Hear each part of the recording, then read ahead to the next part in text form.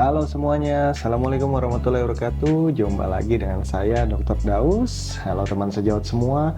Malam ini saya akan bercerita banyak tentang pengalaman saya saat akan masuk program spesialis. Mungkin teman-teman di sini yang sedang menonton video ini ingin masuk program spesialis atau sekarang sedang berpikir apakah saya akan masuk program spesialis.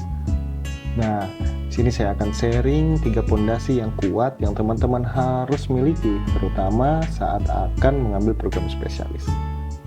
Nah, selain beberapa hal yang teman-teman butuhkan untuk mengambil program spesialis seperti sertifikat, kemudian sertifikat workshop tentunya, dan juga beberapa hal lainnya, teman-teman juga harus kuat di 3 hal ini yang saya sebut tadi sebagai 3 pondasi yang bisa membuat persentase kelulusan teman-teman sejawat semua itu semakin besar ya.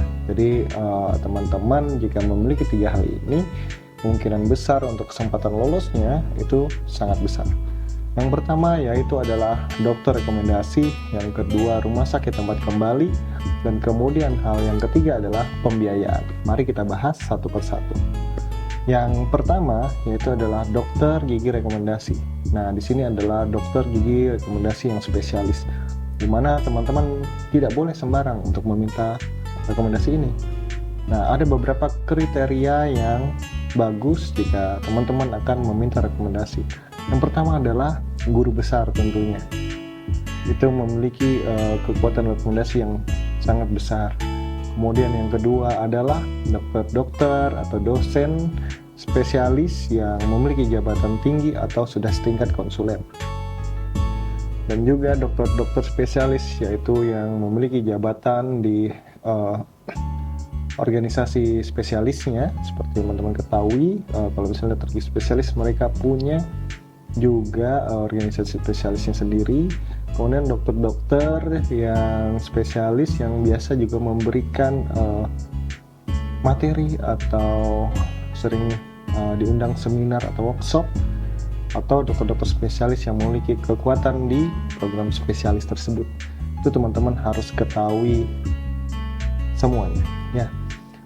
Jadi sebaiknya teman-teman meminta rekomendasi tersebut. Jika misalnya memang sulit ya minta rekomendasi ini, apalagi tidak kenal, kita juga tidak boleh sembarangan meminta. Jadi kita harus punya attitude yang baik juga, dan juga adab yang baik, karena untuk meminta rekomendasi orang-orang tersebut jika tidak kenal, bagaimana cara kita memintanya. Jadi kita harus tidak boleh kalau misalnya kita beradab tiba-tiba chat seperti itu kemudian minta, itu sangat tidak bagus sekali.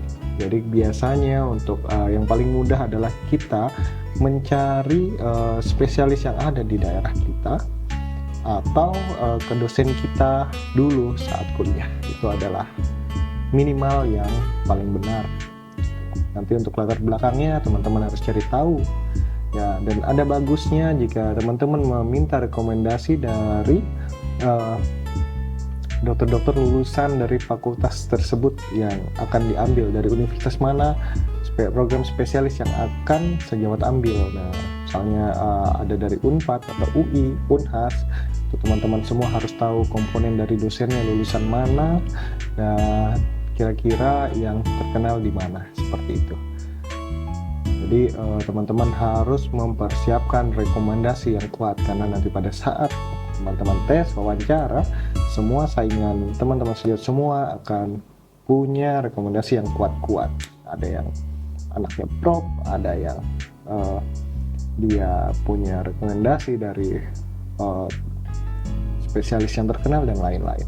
Jadi teman-teman harus punya rekomendasi yang minimal sangat bagus. Selain itu, misalnya teman-teman hanya memiliki rekomendasi yang biasa, tidak masalah, karena masih ada 2 hal yang teman-teman juga harus kuasai. Jadi walaupun rekomendasi teman-teman ini kuat, tapi 2 hal ini kalian kurang, juga kemungkinan lulusnya kecil. Nah, itu yang harus teman-teman ketahui. Jadi yang 2 ini, salah satunya tadi sudah saya jelaskan adalah rumah sakit tempat kembali. Buat teman-teman yang berada di pelosok mungkin harus berbahagia, karena kemungkinan untuk teman-teman itu lolos itu besar. Apalagi rumah sakit tanpa spesialis yang kita inginkan. Nah, misalnya di tempat saya tidak ada masih spesialis bedah mulut di daerah saya. Seperti itu, dan juga tempatnya adalah pelosok, bukan di ibu kota. Jadi itu memang sangat dibutuhkan.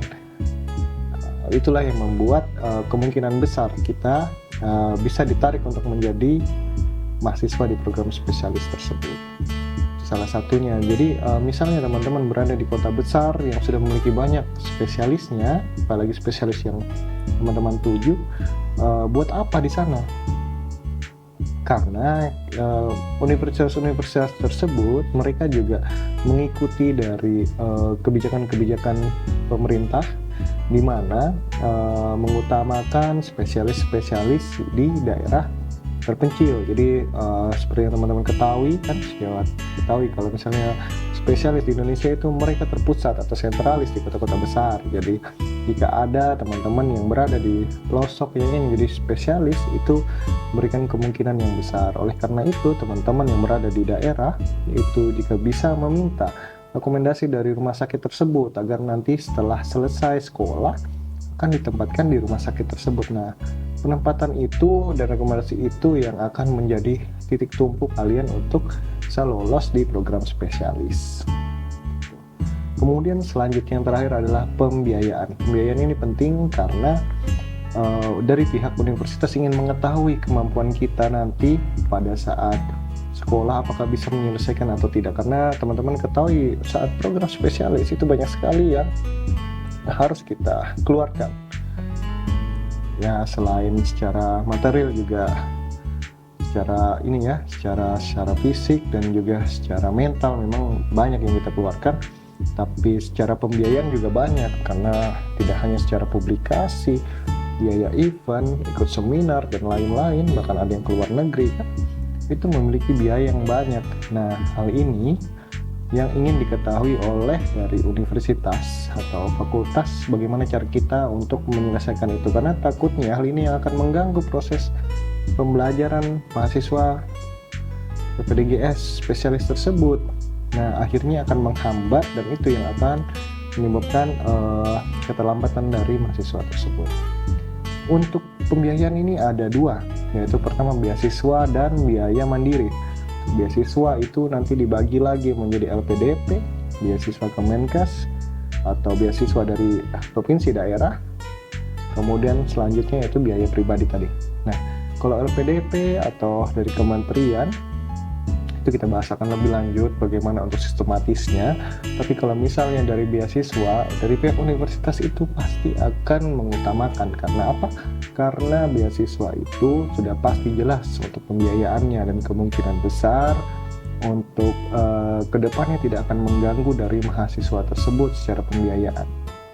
Nah, berbeda dengan biaya pribadi. Biaya pribadi terkadang itu masih dipertanyakan seberapa mampu dari mahasiswa tersebut untuk bisa menahan segala pembayarannya atau pengeluaran yang terjadi selama program spesialis, karena banyak sekali memang biaya yang keluar itu, dan kadang dari universitas itu bertanya-tanya apakah mahasiswanya mampu atau tidak. Pastinya dari teman-teman semua harus mencari tahu kira-kira berapa range yang dibutuhkan dari mulai sampai selesai sekolah spesialis itu.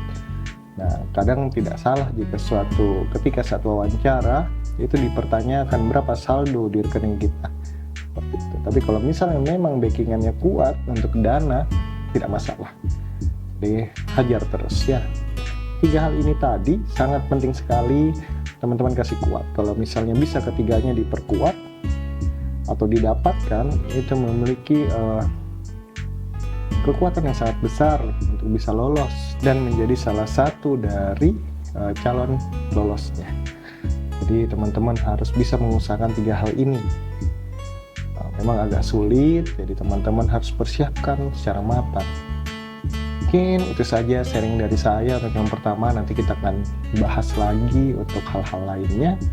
Salah hilap dari saya mohon maaf. Jika ada pertanyaan silakan di komentar atau melalui media sosial saya. Oke, saya Daus. Terima kasih telah menyaksikan. Assalamualaikum warahmatullahi wabarakatuh.